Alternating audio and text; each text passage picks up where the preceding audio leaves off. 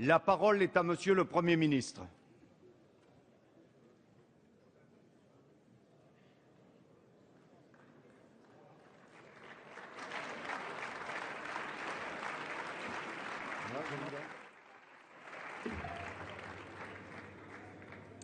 Monsieur le Président, Mesdames, Messieurs les députés, depuis plusieurs années, la montée du terrorisme au Sahel est une source croissante de préoccupation. La dégradation de la situation au Mali en 2012 a hélas confirmé que les pires scénarios étaient possibles. L'assaut des groupes terroristes qui ont conquis une partie du territoire de ce pays a provoqué une profonde déstabilisation de l'État malien, une atteinte inacceptable à sa souveraineté et la constitution d'un sanctuaire terroriste à près de 2500 kilomètres du territoire national. C'est donc toute une région déjà vulnérable dont la sécurité et la stabilité sont mises en danger. Mais c'est une menace.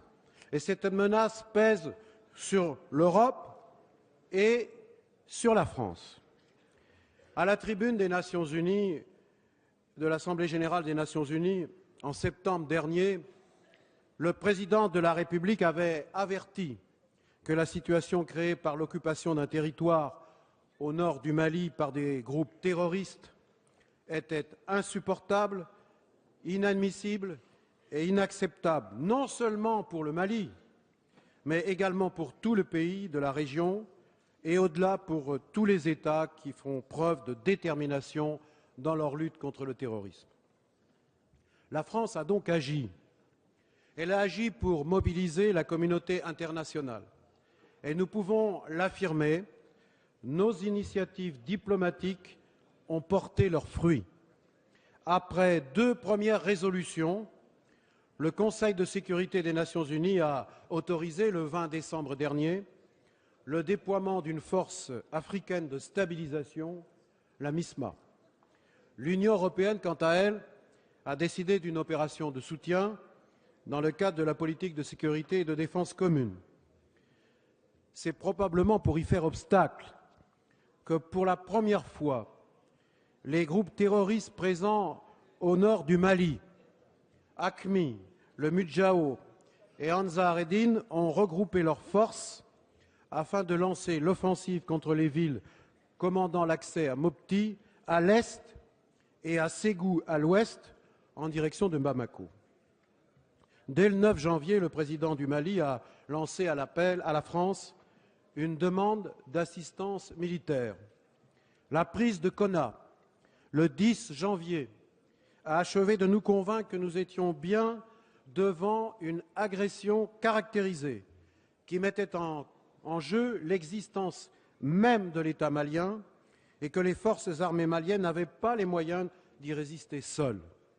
Le Conseil de sécurité a confirmé cette menace directe pour la paix et la sécurité internationale dès le 10 janvier. Le président de la République a donc décidé, le vendredi 11 janvier, que la France devait intervenir sans attendre, militairement, en appui aux armées maliennes. Monsieur le Président de l'Assemblée nationale, Mesdames, Messieurs les députés, face à des adversaires dangereux, bien équipés et déterminés, la France poursuit des objectifs parfaitement clairs. Et je souhaite à nouveau les rappeler devant vous. Le premier objectif, c'est arrêter l'avancée des groupes terroristes vers Bamako. Le deuxième objectif, préserver l'existence de l'État malien et lui permettre de recouvrer son intégrité territoriale. Le troisième objectif, favoriser l'application des résolutions internationales à travers le déploiement de la force africaine de stabilisation et l'appui aux forces armées maliennes dans leur reconquête du Nord. Le président de la République l'a affirmé avec détermination. Notre intervention durera le temps nécessaire pour atteindre ces 3 objectifs. Et les moyens engagés y répondent strictement. Aujourd'hui, 1700 militaires français sont engagés dans l'opération Serval, dont 800 sur le territoire malien. Notre dispositif aérien est composé de 12 avions de chasse et de 5 ravitailleurs. Notre dispositif terrestre comprend actuellement un état-major tactique, 2 compagnies de combat et un escadron blindé. L'ensemble de nos moyens continue à monter en puissance. Les efforts se concentrent d'une part sur l'aide aux forces armées maliennes pour arrêter la progression des groupes terroristes en combinant une action aéroterrestre des forces spéciales engagées dès les premières heures, des frappes aériennes et un appui par des unités terrestres. Les premiers éléments des compagnies françaises arrivées à Bamako ont commencé leur progression vers la zone de combat. Et les efforts portent d'autre part sur les actions aériennes, mobilisant nos avions de chasse basés à Djamena ou en métropole. Elles visent dans la profondeur les bases arrières des groupes terroristes pour leur infliger les pertes les plus importantes possibles et neutraliser leur capacité offensive sur l'ensemble du territoire malien. À cet égard, il ne saurait être question de figer l'actuelle ligne de front, ce qu'on appelle la ligne de front. Cette ligne n'est rien d'autre que le résultat d'une division artificielle du Mali et d'un rapport de force que nous avons précisément la volonté de modifier. La France agit, je le rappelle, à la demande des autorités légitimes du Mali, qui à 2 reprises lui ont lancé un appel à l'aide. Elle inscrit cet engagement dans le respect de la Charte des Nations Unies et de son article 51, en parfaite cohérence politique avec les résolutions du Conseil de sécurité. Le secrétaire général des Nations Unies a d'ailleurs salué notre réponse à la demande souveraine du Mali. Au Conseil de sécurité, une grande majorité d'États membres a rendu hommage à la rapidité de notre intervention. Son opportunité et sa légalité sont incontestées. Ce qui veut dire que, de fait, la France n'est pas seule. Notre décision bénéficie d'une large approbation internationale. Elle a été accueillie, je dois le rappeler, avec soulagement par les États africains, unanimes, et qui sont prêts d'ailleurs à se mobiliser. L'Algérie nous a accordé les autorisations de survol nécessaires. Je me suis entretenu il y a quelques instants avec le Premier ministre algérien et a confirmé la fermeture de sa frontière avec le Mali pour ne laisser pénétrer aucune des forces terroristes qui seraient amenées à s'échapper à la suite de notre intervention. Et quant à nos partenaires européens, ils sont eux aussi au rendez-vous, en mettant à notre disposition des moyens logistiques de transport ou de ravitaillement en vol. Le Royaume-Uni, l'Allemagne, la Belgique, le Danemark devraient très rapidement être rejoints par d'autres. Et nous pouvons compter aussi sur le soutien des États-Unis et du Canada, sans compter les propositions que nous recevons d'autres pays. Nous sommes intervenus en urgence pour éviter un effondrement du Mali et qui aurait été rendu vaine et qui aurait rendu vaine toute initiative internationale. Nous avions donc le devoir d'agir vite. C'est ce que le président de la République, après le Conseil de défense, vendredi dernier, a décidé. Et cette priorité consiste à accélérer le déploiement de l'opération africaine, qui doit aider les autorités maliennes à reprendre le contrôle de leur pays. Et d'ores et déjà, un échelon précurseur de l'état-major de la force africaine est arrivé à Bamako. De nombreux contributeurs de troupes ont exprimé leur volonté de participer à cette opération. Je pense au Nigeria, je pense au Sénégal, en passant par le Bénin, le Burkina Faso, la Côte d'Ivoire, le Niger, le Tchad, le Togo et d'autres pays qui vont suivre. En conséquence, les premières troupes africaines devraient être en mesure d'arriver à Bamako d'ici la fin de la semaine. Une réunion des chefs d'état-major de la CEDEAO se poursuit actuellement dans la capitale malienne et un sommet de l'organisation aura lieu à Abidjan le 19 janvier où la France sera représentée comme observateur par Monsieur Laurent Fabius, ministre des Affaires étrangères. Il s'agit d'autant d'occasions de poursuivre la mobilisation africaine et de préparer le déploiement opérationnel de la MISMA. La France se mobilise également avec ses partenaires pour accélérer la mise en place de l'opération européenne EUTMALI qui apportera les indispensables soutiens logistiques et en formation. Catherine Ashton, dont je salue la contribution, a convoqué demain à Bruxelles une session extraordinaire du Conseil des ministres des Affaires étrangères.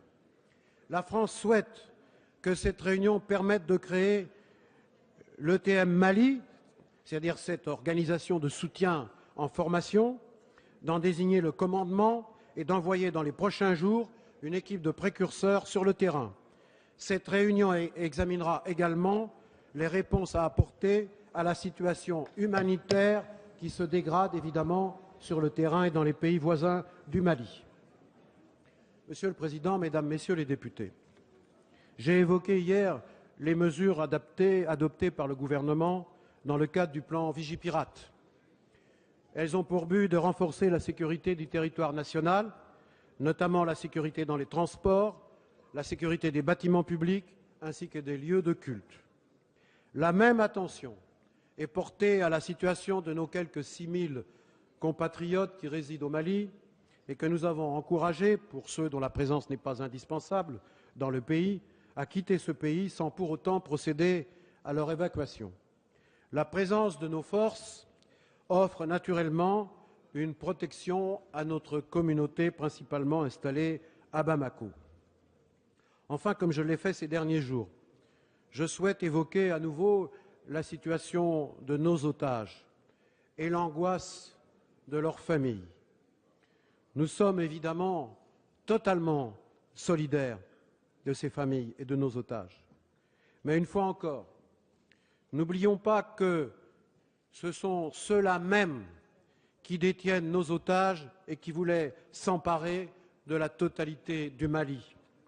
Ne rien faire n'aurait pas contribué en aucun cas à la libération de nos otages. Et dans ces circonstances, je sais pouvoir compter sur l'unité de l'ensemble des forces politiques de notre pays pour soutenir l'action qui a été engagée par la France après la décision du Président de la République et du gouvernement. Cet engagement et ce soutien, nous le devons à nos soldats qui, au péril de leur vie, sont engagés sur un terrain difficile aux côtés de l'armée malienne. À nouveau, je veux saluer leur courage et leur professionnalisme. Ils forcent l'admiration de nos compatriotes.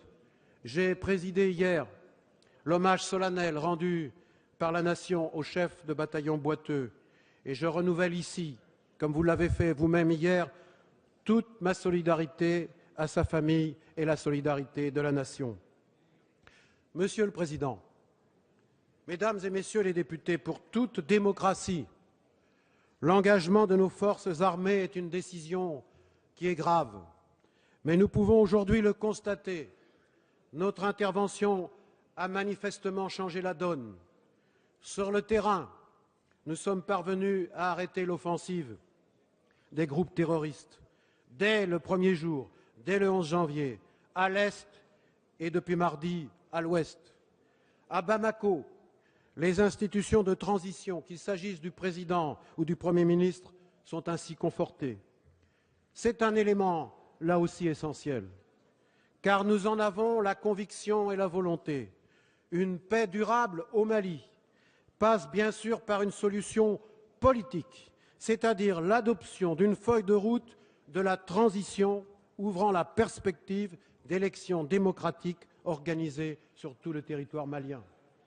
D'après les indications recueillies à Bamako, le Premier ministre Sissoko souhaite aller vite. Il a déjà consulté les partis politiques sur la feuille de route qui sera prochainement présentée au Conseil des ministres, puis au Parlement malien. Une cellule de suivi sera créée pour en assurer la mise en œuvre. La donne devrait également changer entre le sud et le nord du Mali. Le retour à l'intégrité territoriale devra s'accompagner d'une négociation. destiné à établir les modalités d'une paix durable entre toutes les composantes du Mali et sur tout son territoire, à l'exception bien sûr des groupes terroristes. Notre ambition est également de donner une nouvelle perspective de développement au Mali et à toute cette région de l'Afrique. Car il n'y aura pas de stabilisation du Mali sans perspective d'avenir pour sa population. D'ores et déjà, je salue ici l'intention de la Commission européenne de reprendre son aide budgétaire au Mali, qui représente un apport de 92 millions d'euros. La France reprendra, elle aussi, son aide bilatérale, une feuille de route de la transition adoptée. Monsieur le Président, Mesdames, Messieurs les députés, en décidant de répondre à l'appel au secours du Mali, la France a montré sa détermination à lutter contre le terrorisme dans ces moments difficiles et alors que nos troupes sont engagées à l'étranger. L'unité de la nation est un atout irremplaçable. Je salue l'esprit de responsabilité dont toutes les forces politiques ont témoigné depuis le 11 janvier. Face à la menace des groupes terroristes, la détermination du gouvernement ne faiblira pas. Je vous remercie.